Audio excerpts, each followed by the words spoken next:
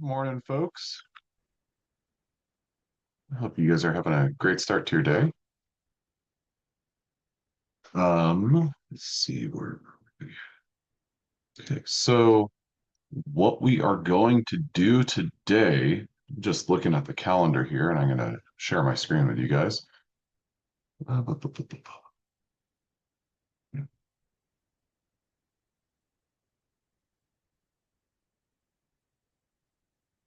So, that out.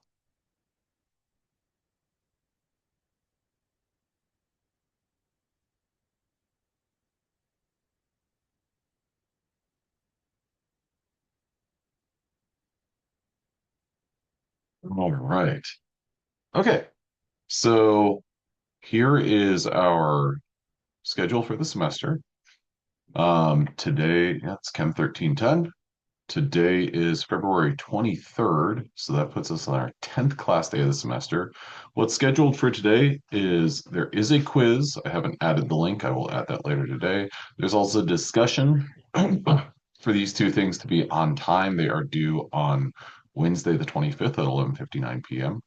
What's scheduled for today is chapter number 5, but we're actually going to wrap up chapter number 4, and I'll clear up any confusion about chapter number 4. We're going to bump chapter 5, or starting chapter 5, until that would be Wednesday.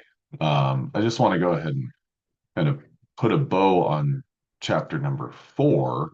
And, if you've looked ahead at the schedule, one thing that you maybe have seen is that there's like 7 days dedicated to chapter number 6.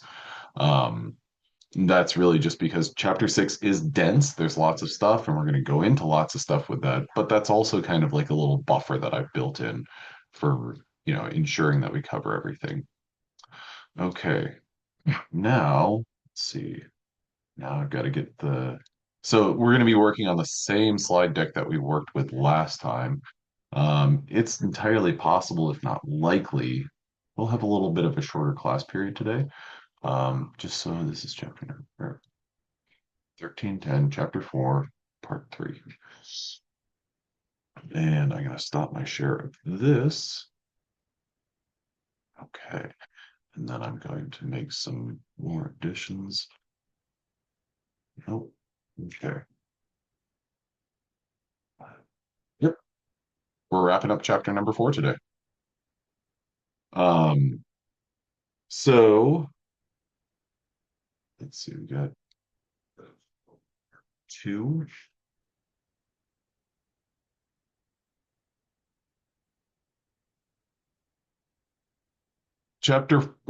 Quiz number 5 covers stuff that we covered last week.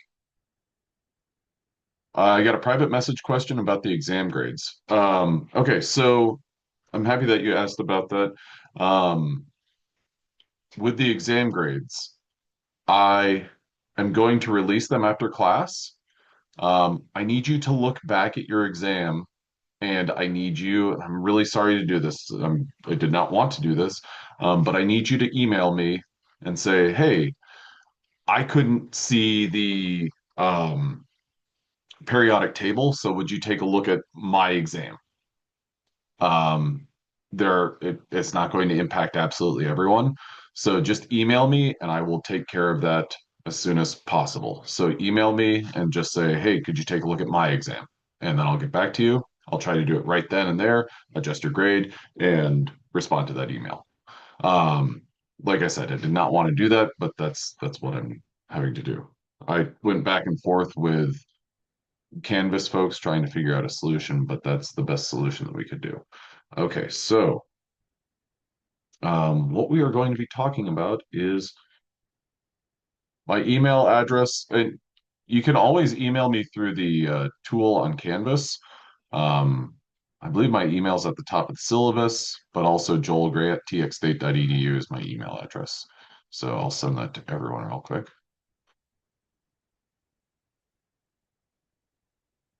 And actually, you can communicate back to me with any of the messages that I have sent through Canvas. Any announcement that I post is kind of like an email from me, so you can always respond to those. All right, so where were we last time? Okay, this is where we were. full screen on that, and then I'm going to share this real quick. Okay.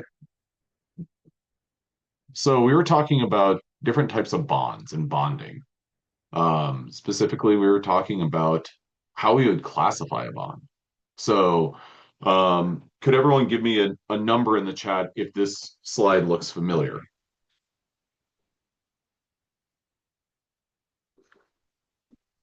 Great. Um, so this is the one where we were talking about we're trying to figure out the difference of electronegativity values because each one of these numbers, for instance, K is potassium, and potassium has an electronegativity of 0.8, which all that means is that whenever potassium is sharing electrons with another atom, it has kind of an attraction of 0.8. Now, to put that into context or as a comparison, if we look at fluorine, fluorine has an electronegativity of 4.0. The higher the number, the more that atom wants those electrons. Now, we classify bonds as being, well, we classify them in like a big sense as covalent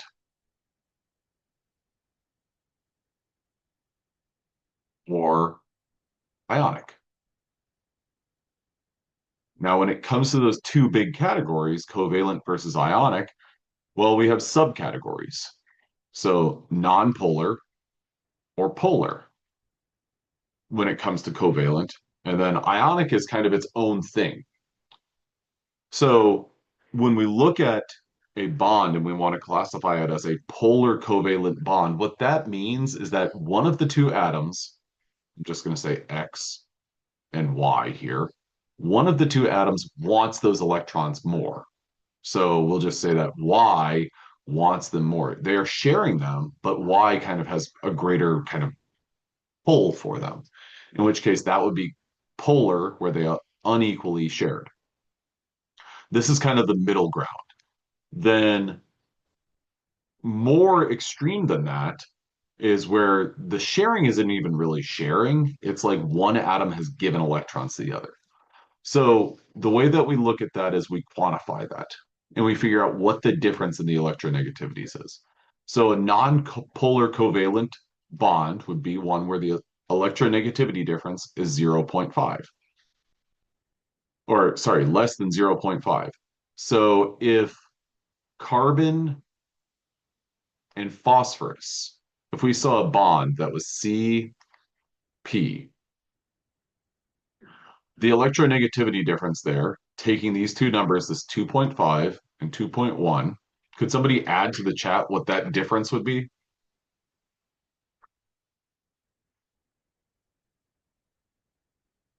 0.4. Great. I didn't see anyone add negative zero point 0.4, and that's correct. It would not be a negative number because it's oh, fantastic. Um, it's an absolute value.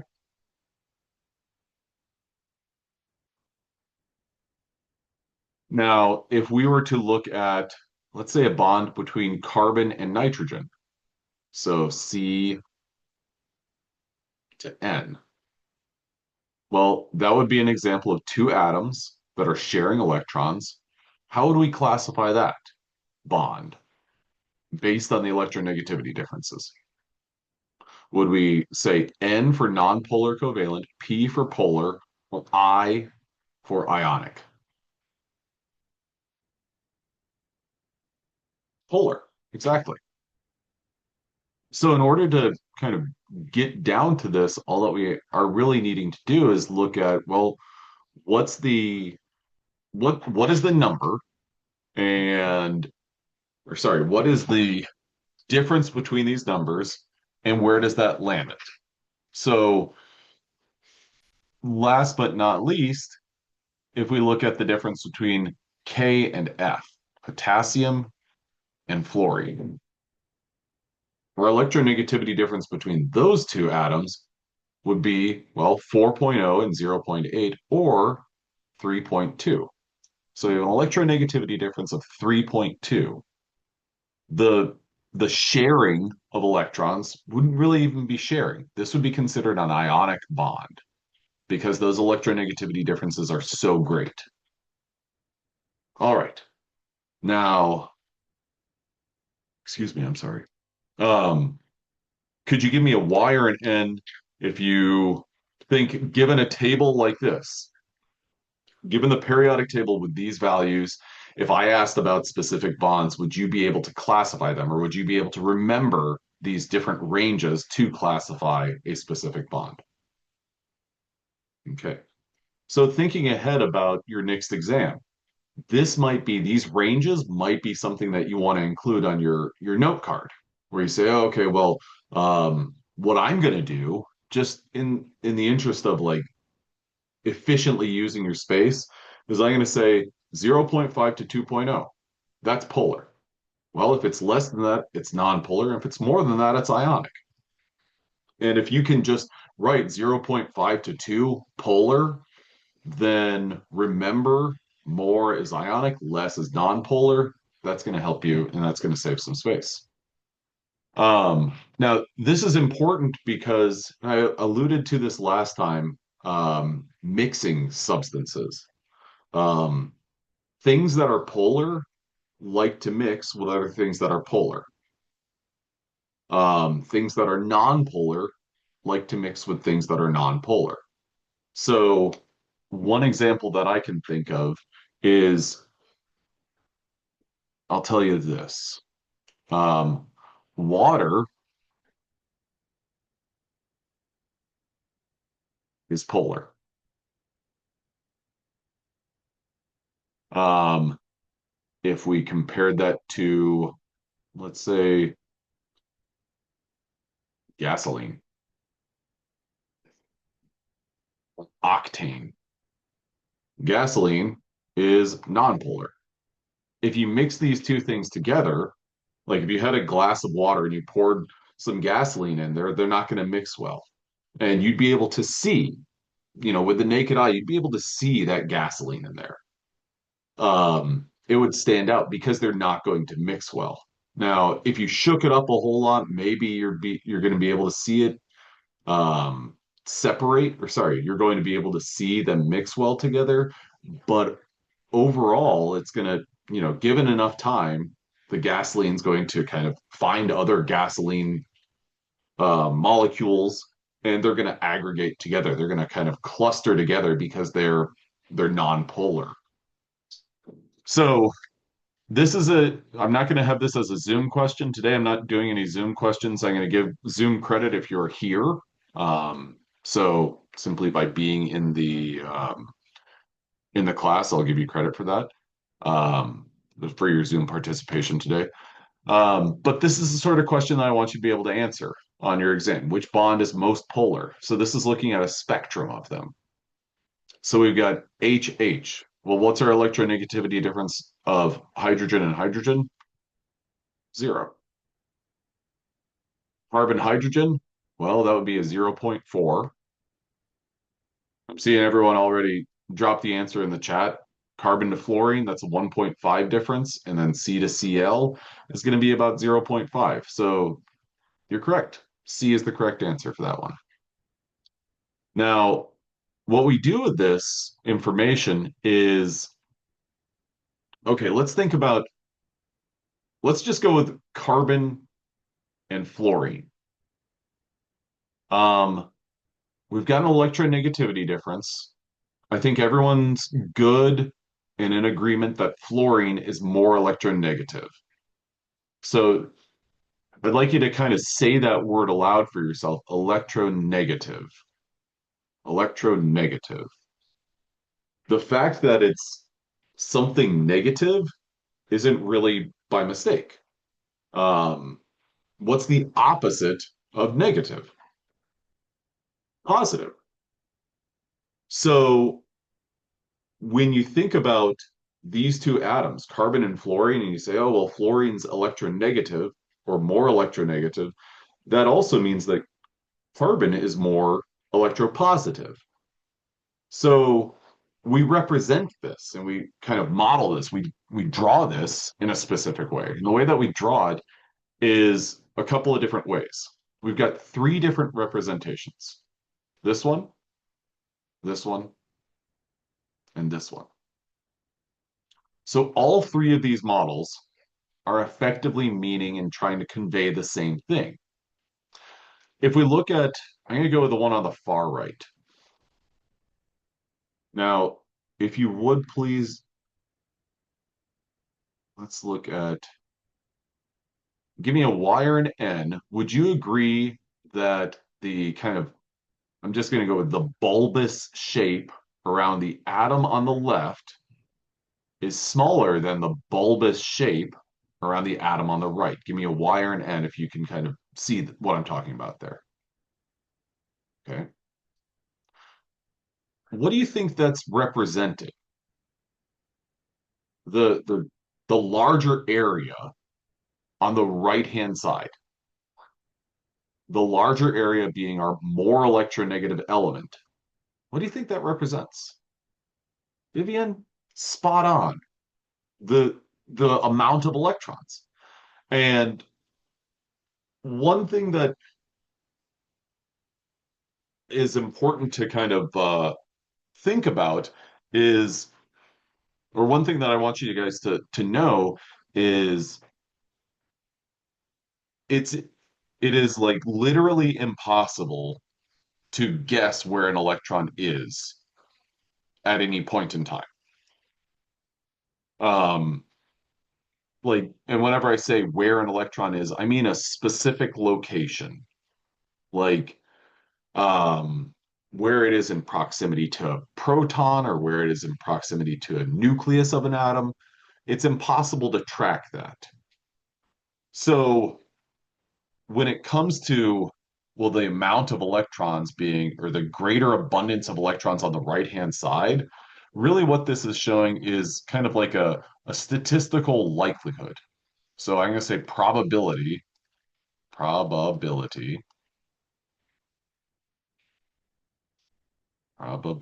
there we go, of where, no, I'm going to rephrase that, probability of electron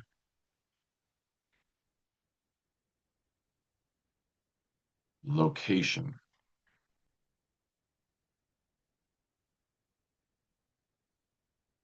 So this larger sphere is representing a greater likelihood of electrons being on the right-hand side by that fluorine.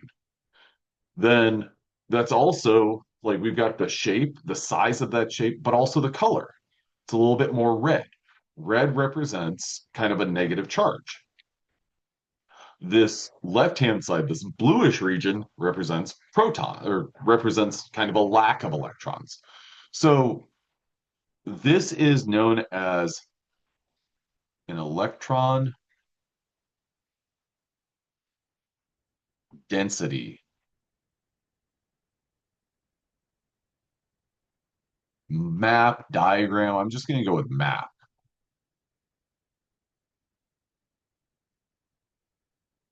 Okay, so I want you guys to be able to look at an electron density map and identify which side is kind of the more negative side, which side is the more positive side. Then if we go to this model on the left in the middle, we've got these little symbols right here. Those represent our what are known as our kind of partial charges. So anytime you see this right here, that represents a partial positive.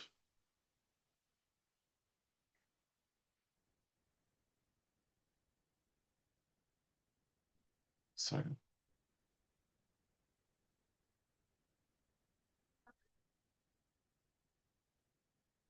partial positive. And then if you see this, that's representing a partial negative.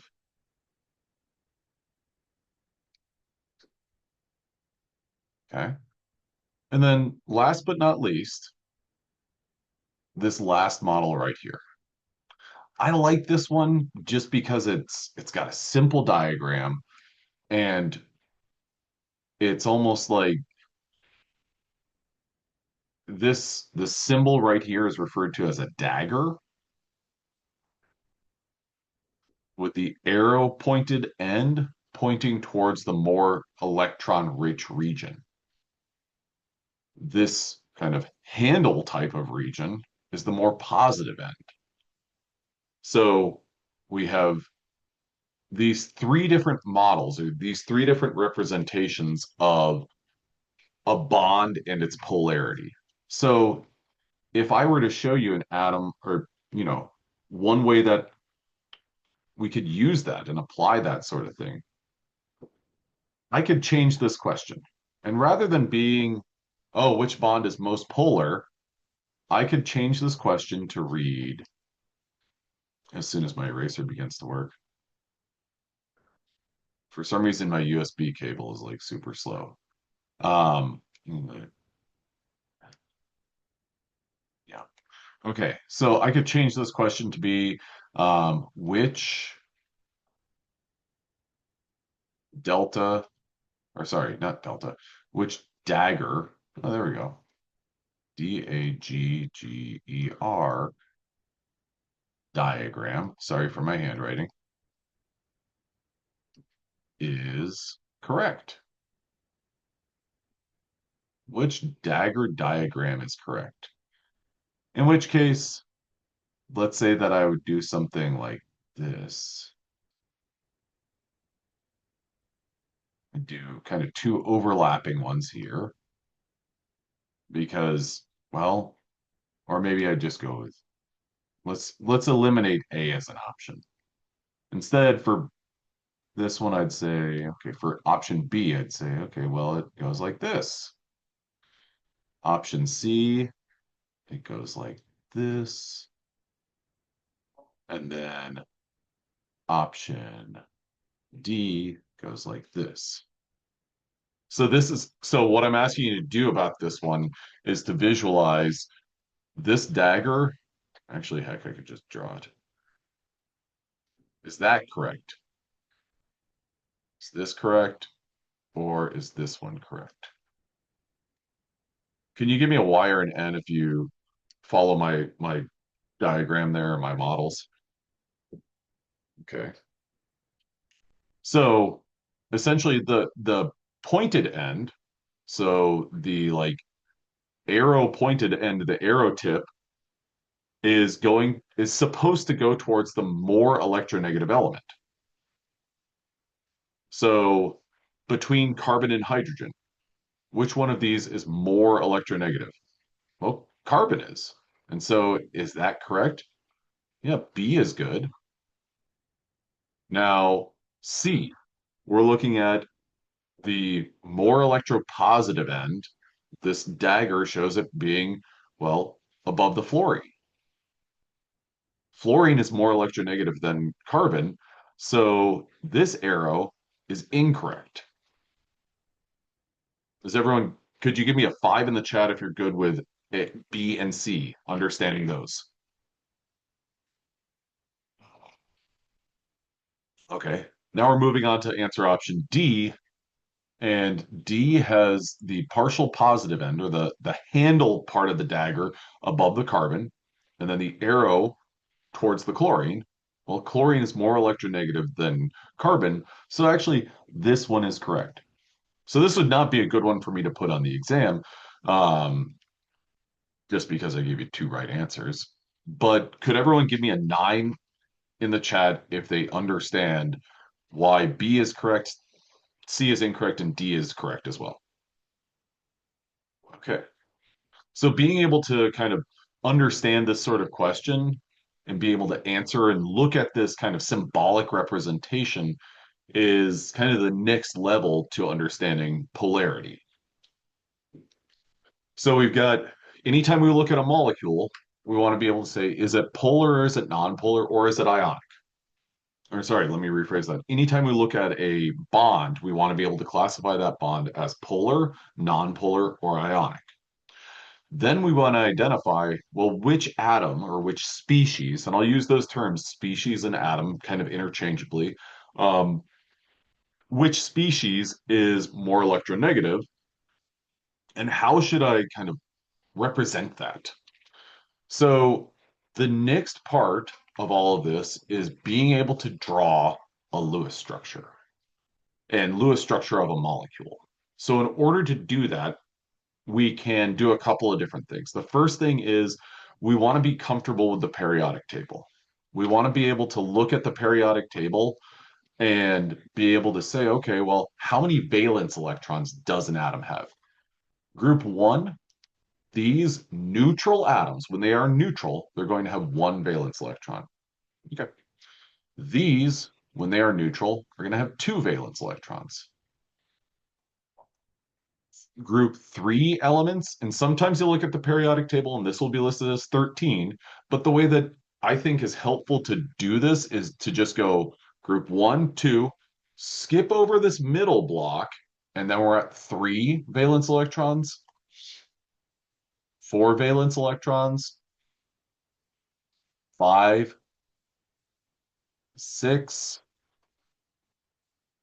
seven, and last but not least are our noble gases, and our noble gases are going to have eight valence electrons. So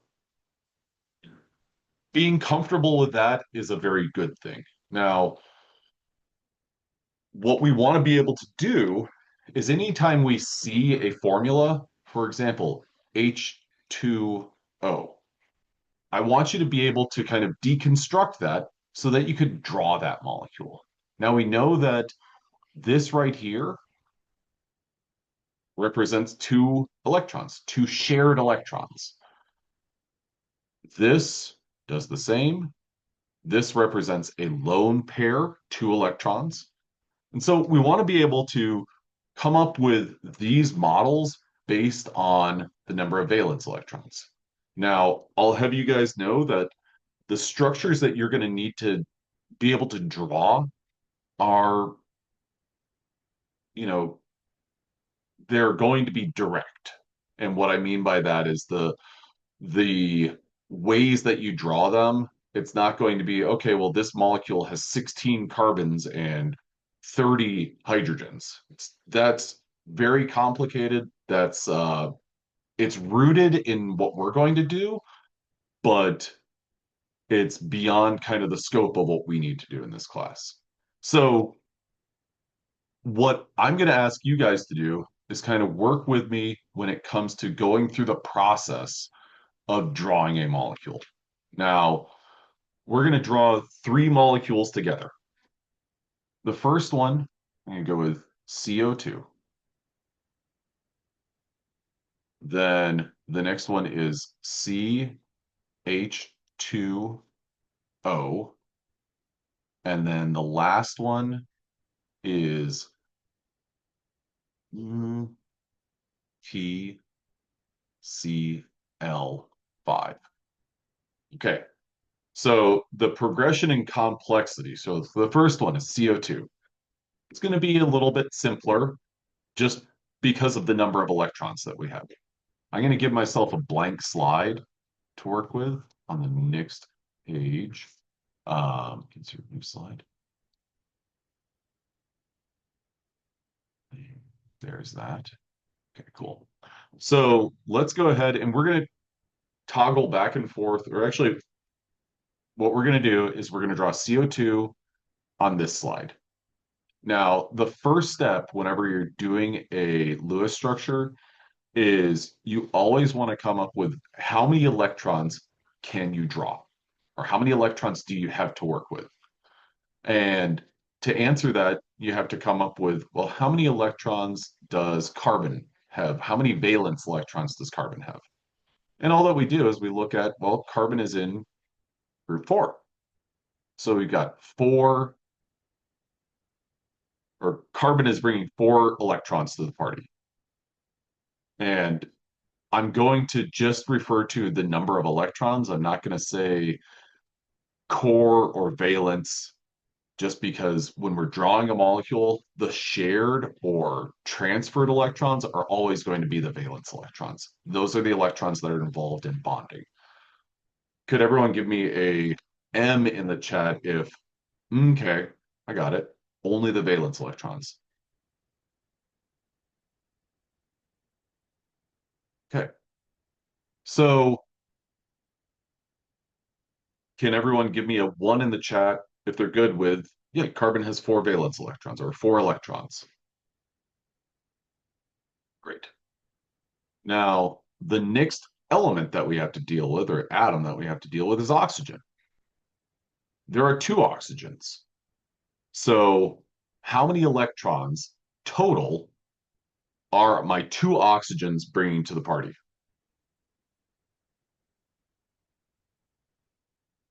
Well, each one is bringing six. There's two of them. So, I'm getting a total of 12 electrons from my oxygens. Could everyone give me a Z in the chat if it's okay? I got it. Great. So this gets us to a point where we want to add our number of electrons. We've got a total of 16 electrons that we're going to be able to work with to draw the structure of CO2. So the first thing that we want to do is total up our electrons. And this is just coming from our number of valence electrons. The next thing that we want to do is we want to look at our formula. We want to look at CO2 and say, well, which atom is listed first? Carbon. Carbon is listed first.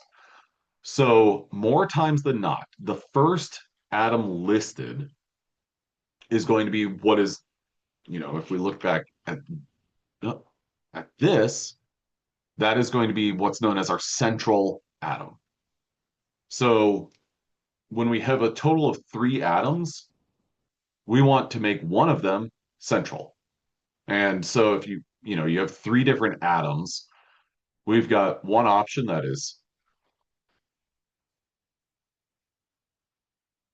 that's one option where carbon is the central atom. Another option is this. Can everyone give me an S in the chat if, okay, I see how those are two viable options. They both have a central atom. Okay.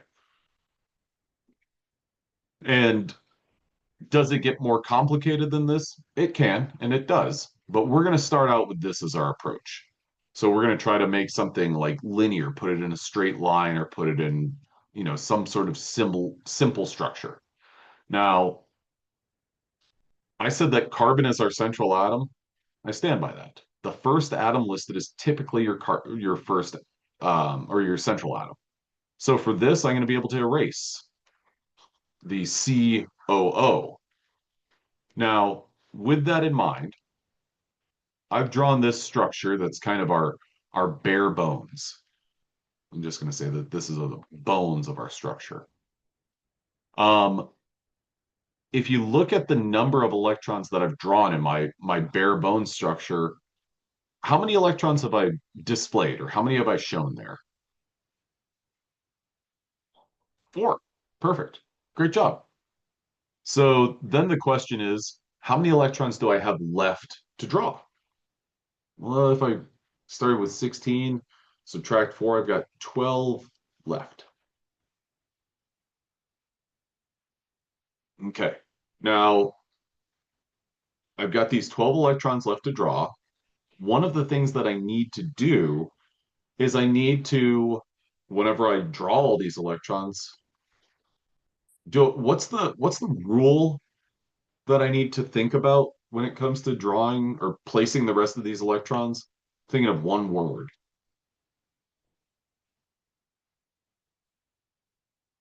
and it's a rule. The octet rule.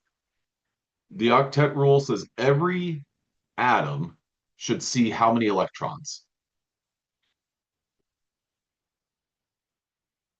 Eight. So each one of these three atoms needs to see eight electrons. Now, you might think, okay, well, I got three atoms. Each one needs eight. I need 24. Do I need 24? Y or N in the chat? No, I don't. The reason that I don't is just like why I have four kids, but I don't need four PlayStation 5s. They share. These electrons get shared between atoms. I might. I don't know. Well, I won't. Sorry. Um, Valid point. Yeah, I don't know. There's multiple controllers. At any rate, I need to be able to arrange these remaining 12 electrons so each one of my atoms has eight electrons around it. So what I'm going to do is I'm going to start with my hmm. Wait. Okay. Vivian, I like where you're going with that. But um, do you think, give me a wire end, do you think that it matters where I start placing electrons? Because I've got these four down, so I've got 12 left. Of the remaining 12, wire end, do you think it matters where I start placing them? Should I start on an oxygen or a carbon? Yeah, you guys know that it matters. And we have an idea of how we can start. We have carbon and oxygen. One of those is more electronegative than the other. Oxygen is more electronegative. So what I could do is say, all right, well, I'm going to make sure that oxygen has a complete octet. So I'm going to start 1, 2, 1, 2, 1, 2. The oxygen on the left has a complete octet. Now I'm going to go over to the right. 1, 2, 1, 2, 1, 2.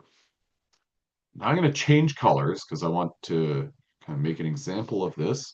Each of my oxygens, let's see, 2, 4, 6, 8. Oxygen's great. 2, 4, 6, 8. Oh, that oxygen's good too. Each of my oxygens has a complete octet. What about my carbon? Does that have a complete octet? Y or N?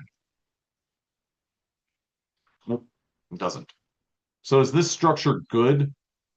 Same answer. No, it's not good. Because I want all of my atoms to have a complete octet. So how can I do this? Well, one approach and one thought that you can take is you know the number of electrons that you can draw and or that you have to draw your structure. And if you get to a point where you're like, ooh, that's not enough, well, then you have to share. You have to share electrons. So I'm going to erase these two. And then I'm going to draw this right here. So could you tell me in the chat how many electrons does carbon at this point in time have around it?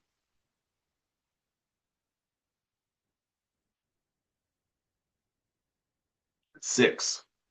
How many electrons does the oxygen on the left-hand side have around it?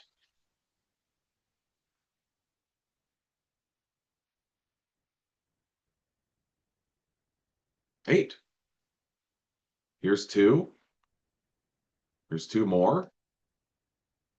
Here's 4 more. So this oxygen right here that I put a big circle around has 8 electrons. Because remember, the red bond and then the black bond, those each represent 2 electrons. And we're not talking about does it own them or not own them, it's sharing them. So whenever I leave this right here, the electrons, the double bond that I've got circled there, that represents 4 shared electrons. Could you give me a Y or an N if you understand basically what I did there to show that oxygen had a complete octet? Okay. So now we're going to pivot to the other oxygen. Give it the same treatment. Erase these 2 electrons and put this shared pair of electrons right there. Each oxygen has 8 electrons around it. How many electrons does carbon have around it now? 8. So oxygen's good. Carbon's good. How many electrons have I drawn? Well, see, 2, 4. This bond represents 2, so that puts me at 6. I'm going to erase that line because I don't want it to be confusing. The I'm just going to draw. That gets me total of 4 electrons there, 4 electrons there. So I got 2, 4, 8, 12, 14, 16. So if we wanted to, come up with a sequence of like, what's the, is there a reason you took away the top dots to add the line? I think that question is probably getting at the top two versus the bottom two or the far two. Is that correct? This is a private message. Okay. There's not really a method to it. Many times what you'll see is a finalized. I just took those two away for the purposes of they were right there. Um, when you look at carbon dioxide, when it's drawn, it's usually going to look like this. Each carbon has a double bond, or the carbon has a double bond going to it. Then here's my oxygen, here's my other oxygen. And then here's a lone pair of electrons, and here's a lone pair of electrons. So that idea is to kind of put them at an angle. But in terms of if you were to draw, or if you were looking at this structure of carbon dioxide, the one that I've now got circled, is that one, would that be counted wrong? No. Is this model a little bit more realistic and better? Yeah. But at the end of the day, it's kind of a when you're drawing it, no one's going to get like a what is it called, a compass out and be like, well, that's at a 64.7 degree angle. And I wouldn't put these two on an exam and be like, well, which one is right? You better get it right, or you owe me $5. Okay. Does that answer your question? Okay, great. Great to see. So the next molecule I want to go to is CH2O. All right. Before we jump into that, which atom do you think is your central atom based on what we talked about a moment ago? CH2O. Carbon. I like it. Now, I'm going to jump over to the next slide. We're going to go CH2O. And then we're also going to do PCl5. Carbon, I'm going to move through this one a little bit more quickly. Carbon has a total of 4 valence electrons. There are 2 hydrogens. Each hydrogen brings in 1 valence electron. So that gets us 2 valence electrons from that. And last but not least is again our oxygen, which is bringing in a total of 6 valence electrons. So for this structure, we have a total of 12 electrons to draw. Now, first step is E total. Second question, or second point is identify your central atom.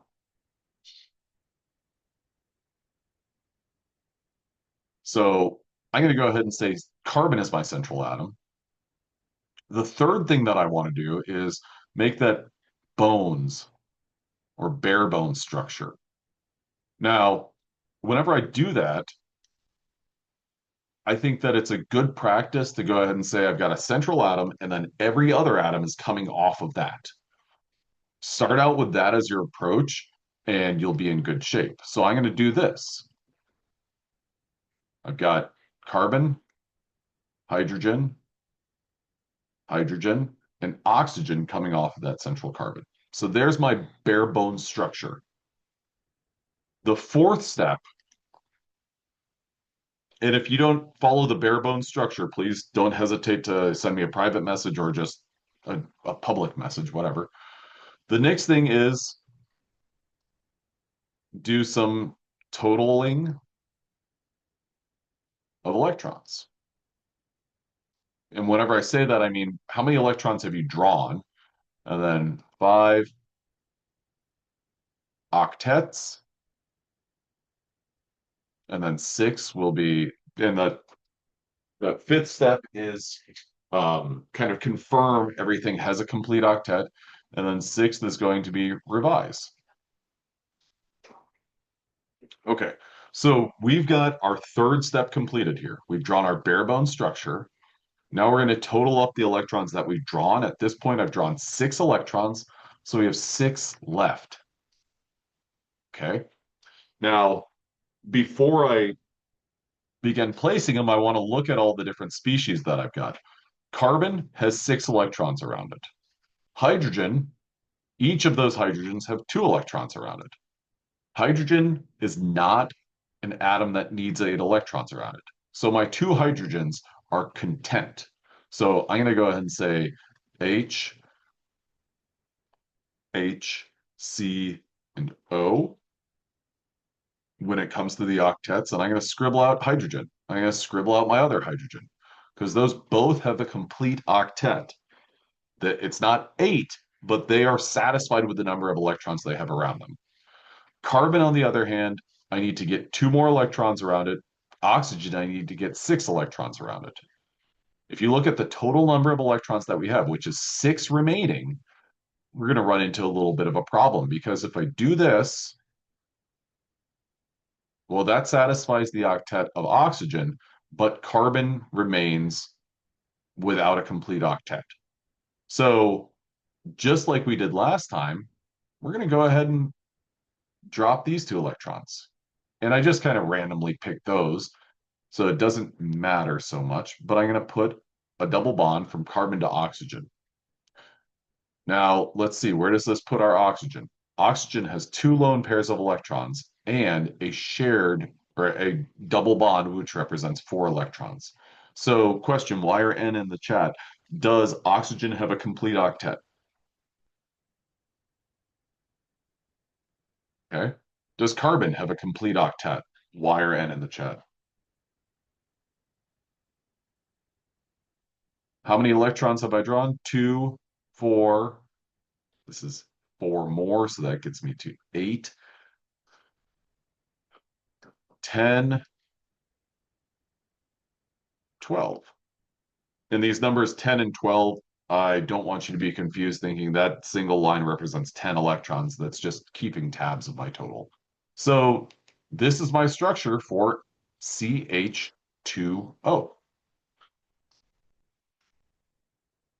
All right. Now, so I've completed the octets for carbon and oxygen. So the sixth step is kind of optional. Do I need to revise this structure at all? I don't. And really between steps 5 and 6, I kind of do this kind of on the fly where it's like, okay, well, does this have a complete octet? Yes, it does. Okay, cool. Now let's move on to the next atom. Carbon doesn't. Okay, that means I need to revise. Then, does this have a complete octet? Oh, back and forth, back and forth. Okay. Our next molecule is going to be phosphorus. Phosphorus 5-chloride, also known as phosphorus pentachloride. Now, one thing that I want to caution you about is there are a couple of atoms, and you'll see it here. There's a couple of elements that can break the rules of the octet. We talked about one last time. Does anyone remember the element that I mentioned that's not hydrogen, that doesn't have to have 8 electrons around it? I'll give you a hint. It's on the right-hand side of the periodic table. Not helium. Helium doesn't need 8 electrons, but there's something else. Vivian, you're absolutely right. It is boron. If you look at boron right here, with those single bonds coming off of it, boron has 6 electrons, or it is complete when it has 6 electrons surrounding it. So I mentioned last time that boron can break the rules of the octet, and then there are other elements that can do that as well. But last time I was like, just start out with boron. Boron and everything smaller than that can break the rules of the octet rule, or break the octet rule. Now, phosphorus, P, can also break the octet rule, but in the opposite direction. And what I mean by that is phosphorus can have more than 8 electrons around it. Okay. So with that in mind, let's go ahead and go through our rules though, and let's go through our kind of sequence of events. Number one is we got to get the total number of electrons that we're drawing. Okay. I'm not going to rewrite the rules. I'm just going to write the kind of updated numbers here and then put checks and everything like that.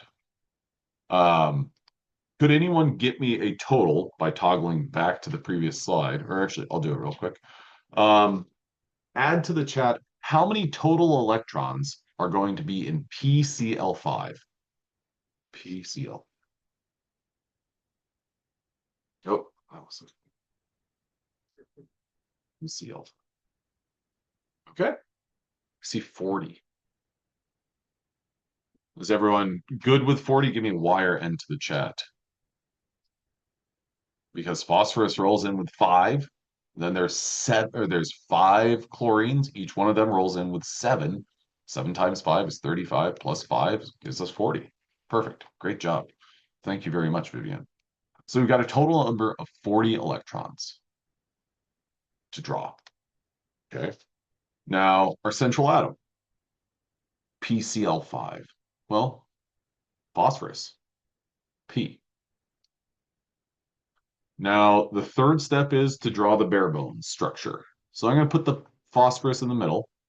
Then I'm going to go 1, 2, 3, 4, 5. Made a little starfish there. Now, with that phosphorus, how many electrons are around that phosphorus? 10. Breaking the octet. But is that a problem? It's not for phosphorus. So phosphorus, and I want you to think like for your knowledge base right now, boron breaks the rule by going below 8.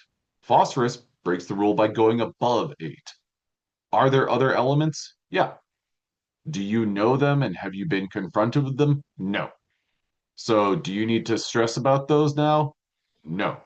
Do you need to go and do deep research to find out which elements can exceed the octet? No. So narrow your focus and keep your scope on, well, boron too low, phosphorus too high. So this right here gives us 10 electrons drawn. The next thing that I'm going to do is go ahead and complete my bare bone structure by writing Cl. There's my 5 chlorines. Now I want to give each one of those chlorines the necessary number of electrons. So this chlorine that I just drew, the with all the dots around it, has a complete octet. Complete octet. Complete octet. Complete octet. Complete octet. Okay. So if you look at each one of those chlorines, they're all identical. They all have 3 lone pairs of electrons and they have 1 shared pair of electrons. So they're all pretty much the exact same. Now, if we were to look at this structure and ask the question, is this right? Natural question. 2, 4, 6. I'm just adding up the numbers of lone pairs of electrons. So that's 6 electrons that I put those black check marks by. 8, 10, 12, 14, 16, 18, 20, 22, 24, 26, 28, 30. 30 plus those 10 that I drew originally should be 32, 34, 36, 38, 40. Does everything have the number of electrons that it needs? Yes. Is there any way to adjust the configuration of this? No, there's no need to. Now, give me a scale of 1 to 3, 1 being, yeah, I could do that, and 3 being, I am so confused about where we got our number of electrons. Could you send me a message based on that? I think that it's a good idea to kind of do the structures that we've done, CO2, CH2O, PCl5. These are great ones to tackle just because they're confronting you, they're kind of challenging you in different ways. CO2 challenges you because, well, CO2 and CH2O, they both challenge you because they have, um, you can't just complete the octet on each of the atoms. If you do that, well, then you've drawn too many electrons. So you have to integrate a double bond. PCl5 is good because, well, you're introducing something that exceeds the octet.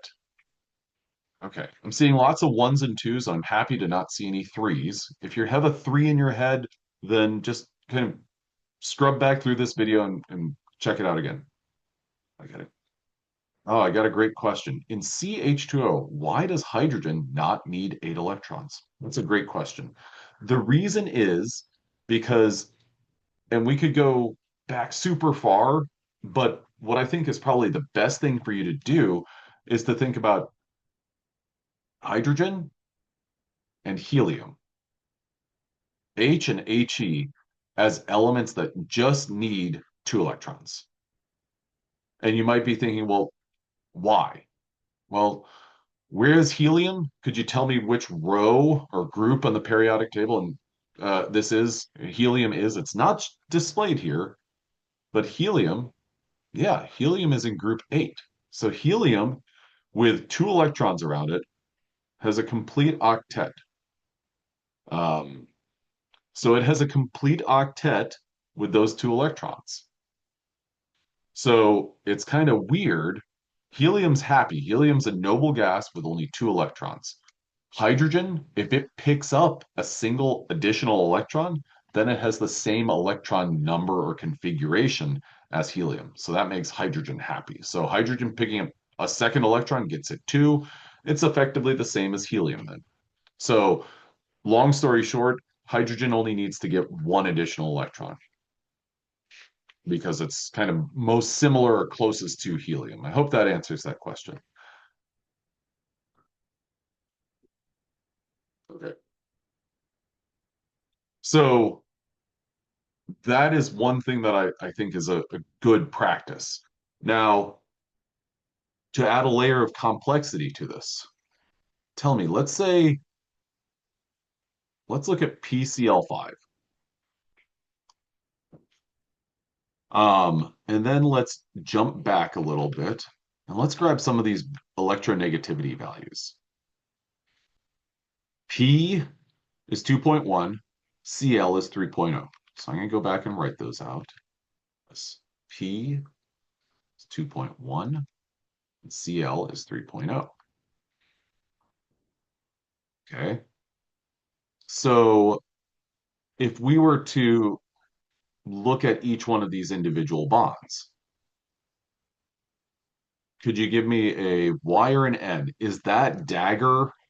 Did I draw that dagger correctly? Is the handle by the more electropositive element? Yeah. Okay. So now thinking about the polarity of this bond, would you classify this bond as N, nonpolar, P, polar, or I, ionic? Think about the electronegativity difference, the 2.1 and 3.0. N, P, or I. You see two P's. Yeah, that would be a polar bond. Okay. So is that true for all of these bonds? Y or N to the chat?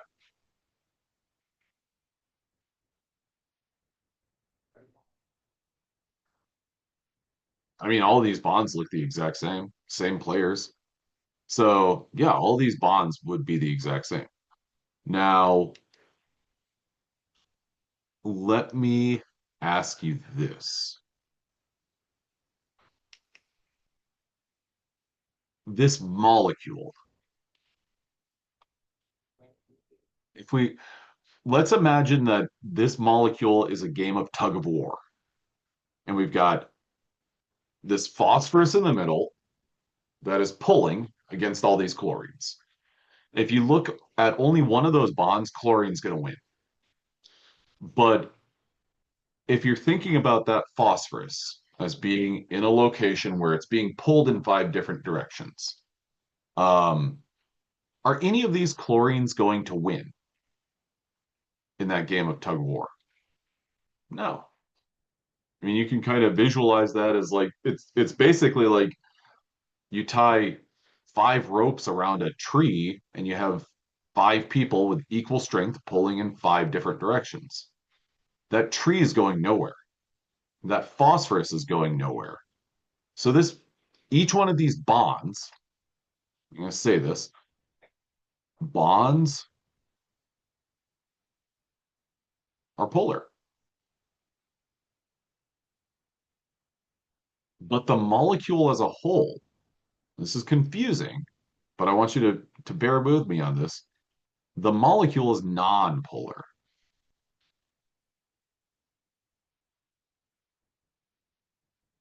And the reason is because none of those bonds is any stronger than the others. So there's no pull in a single direction because they all effectively they all cancel out. Does that make sense? Give me a Y or an N if you can kind of understand, okay, well, none of the bonds is going to win. Okay. Now, what if I change this from PCl5 and I made this molecule PCl4F? So I'm going to take this and change this to a fluorine. Okay. Now, my question is, are all of these bonds still polar? Thinking about, well, fluorine has an electronegativity of 4.0. Are all the bonds still polar? Yeah, they are. Now, do we have the exact same situation that we had a little bit ago, where all the bonds are equally polar? Y or N to the chat.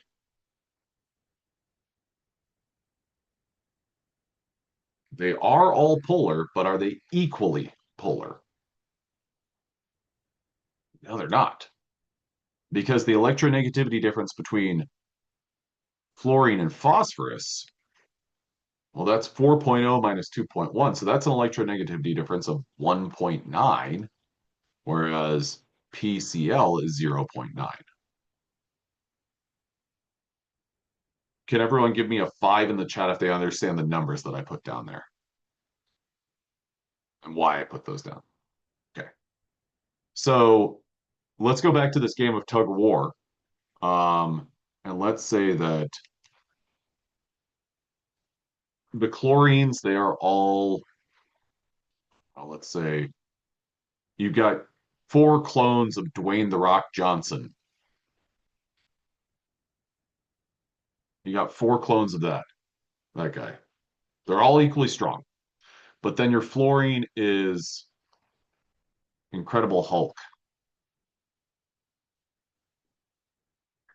Um, is there going to be one direction in which this molecule is going to be pulled? Y or N to the chat. Yeah, absolutely. Could anyone add to the chat? Is it going to be pulled towards the fluorine, towards or the rock? Yeah, Vivian, you're absolutely right. It's going to be pulled towards the fluorine, the Incredible Hulk character here, because this is more polar. So, with that said, since this molecule is being pulled in one direction, is it still safe to say that this molecule is non-polar, or this new molecule? Is it going to be P for polar or N for non-polar? John, you're absolutely right. This kind of updated, revised form of this molecule is going to be polar because there's one force that's stronger than the others. So when it was PCl5, we had symmetry, and all those forces canceled one another out. But then when we changed one of them, we lost that symmetry. And so we don't have these forces that cancel one another out. Okay, so let's see what we have left. Okay. The next and last thing that I want to get to is actually on one of the very second to last slides. jumping ahead just a little bit to this right here. And this is naming covalent compounds. We've already talked about naming ionic compounds. Now we're getting into naming covalent compounds where we're sharing electrons. If you remember, whenever you talked about naming ionic compounds, you would use that IDE suffix. So like sodium, Na plus is the sodium ion. So NaCl is sodium chloride. When it comes to covalent compounds, we're adding a little bit of a wrinkle to it. Here what we have is CO, NO2, and 2O. Now, if we look at CO, there's one carbon. This compound is known as carbon monoxide. There's one carbon, there's one oxygen. Notice how we use the prefix. What do you notice about that? Well, that prefix, mon or mono, is only used for the second element. And that's a rule that you should follow. Nitrogen, dioxide. So we use the prefix when we're talking about the second element. Okay? Now, N2O, dinitrogen monoxide. Okay, in this case, and all just so you guys know, all of these names are correct. When we have, I'll say the first element,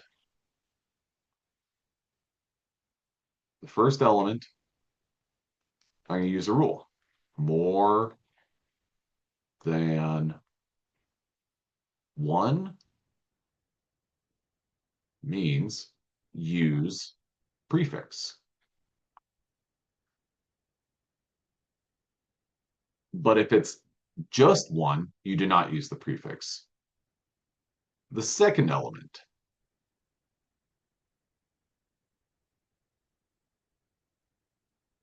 use the prefix.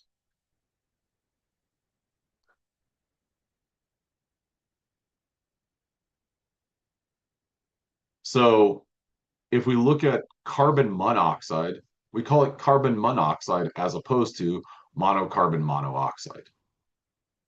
The second element, you're always going to use the prefix. The first element, you're only going to use the prefix if there is more than one. So if I said, hey, we've got this compound C3O2, well, that would be tricarbon dioxide. If we had CO3, that would be carbon trioxide. CO5, carbon pentaoxide. And I could go on from there. If you use this rule or this set of rules for the first and second elements, you're going to be in very good shape. Now, what does anyone notice about the end of the first element? Well, carbon, nitrogen, nitrogen. So for the first element, you don't do anything to the end of the name. For the first element, we added the prefix when needed, but that's it. We didn't have a suffix for that. The second element, on the other hand, oh, that IDE, that's just like what we did for ionic compounds. So for the second element, end with IDE.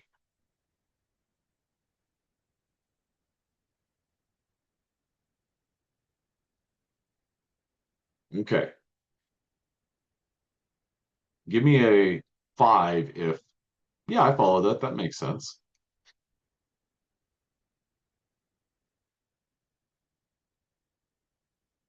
Okay.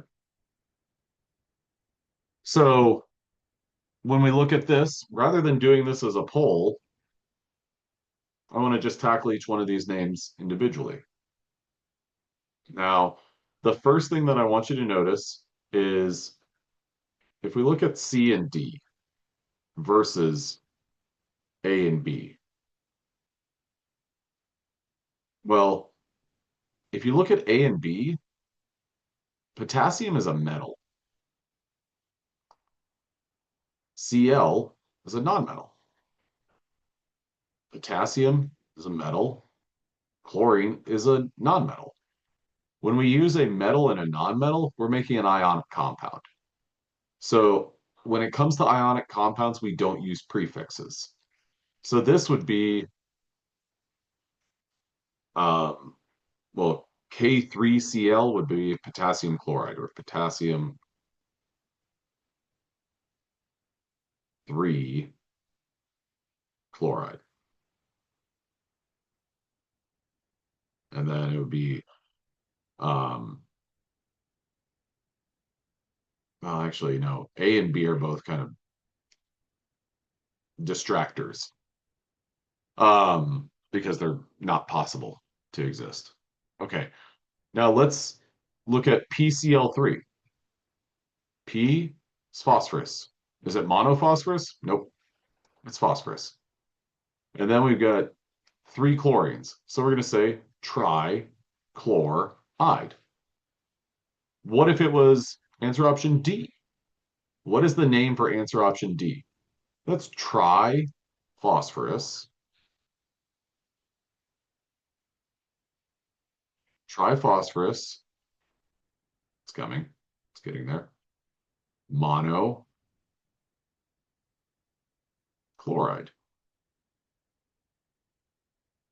Perfect. Okay. So whenever you see one thing that I would recommend, so A and B are distractors, and I was trying to come up with a name for them, but then I hit a little bit of a wall because I was like, oh, those are impossible. Those can't exist. Um,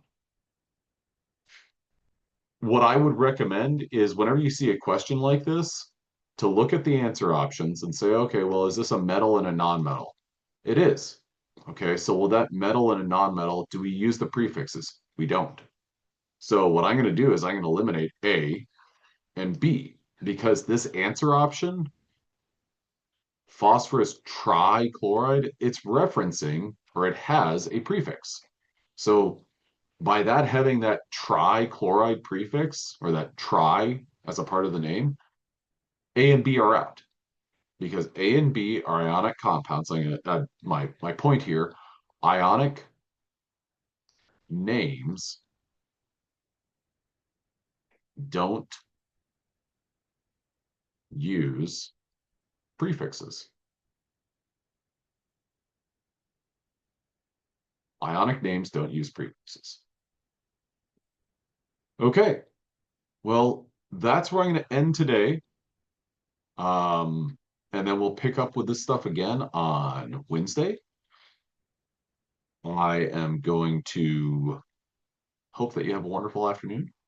I will see you guys. I'm going to stop my share. I'm going to stop my recording. Um, I got office hours starting at 12:30. If anyone has any questions, feel free to drop by.